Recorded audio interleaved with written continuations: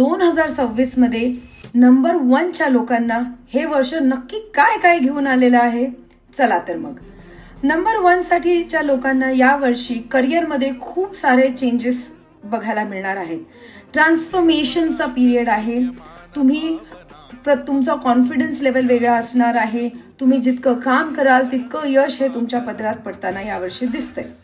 Career ज्यांना change करायचं आहे, उच्च शिक्षणासाठी बाहेर जायचं आहे, या सर्वांसाठी हे वर्ष अतिशय उत्तम राहणार आहे.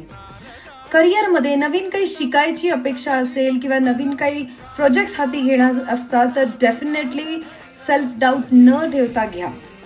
एक गोष्ट मात्र नक्की सांगायची आहे की करिअरच्या ह्या घोड्यावर आरूढ होताना आपल्या रिलेशनशिपला अजिबात मागे सोडायचं नाहीये. तुमची नाती, तुमचे लव्ड वन्स आणि तुमची मित्रमैत्रिणी तितकेच महत्वाचे आहेत. यावर्षी मात्र कॉन्फिडन्समध्ये ओव्हर कॉन्फिडन्स येणार नाही याची काळजी आपल्याला घ्यायची आहे. थोडासा नम्रता हा एक दागिना आहे असं समजून आपल्याला हे वर्ष काढायचं आहे.